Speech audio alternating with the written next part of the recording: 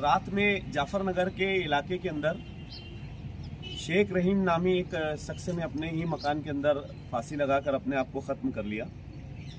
वजह तो समझ में नहीं आई, लेकिन उस वक्त तो कुछ जब घर वालों ने उनको देखा तो देखने के बाद उस वार्ड के कॉरपोरेटर अमीन भाई, हमारे जफर साहब, सैयद मुकीम साहब और इन लोगों को इत्तला दी। इन लोगों ने जब मौके वारदात पर जाकर देखा तो ये जाड़ी रस्सी से घर में लटके हुए थे। ये उनके बड़े साहबजादे हैं।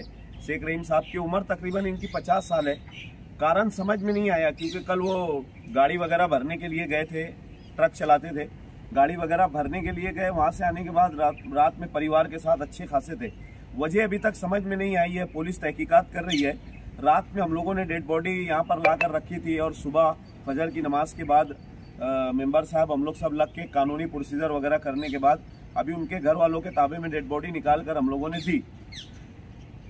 मकसद हम लोगों का ये है आप लोगों को बोलने का कि बार बार ये हम लोग आप लोगों से आकर एक अपील करते हैं मालेगांव शहर के अंदर कि पहले इतने हादसात, इतनी वारदात नहीं हुआ करती थी, लेकिन अब बहुत ज़्यादा दिन ब दिन लोग अपने आप को फांसी लगाकर ख़त्म करने का एक रिवाज बना लिए हैं।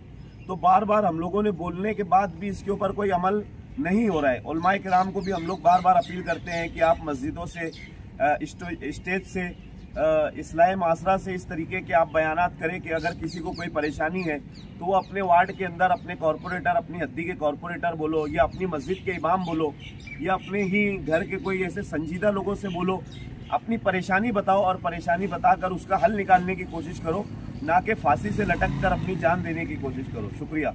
मालेगांव मुस्तफ़ा भंगार बाज़ार डायमंड कारपेट होलसेल रेट में कारपेट दिया जाता है। हर किस्म का यहाँ पर कारपेट दिया जाता है।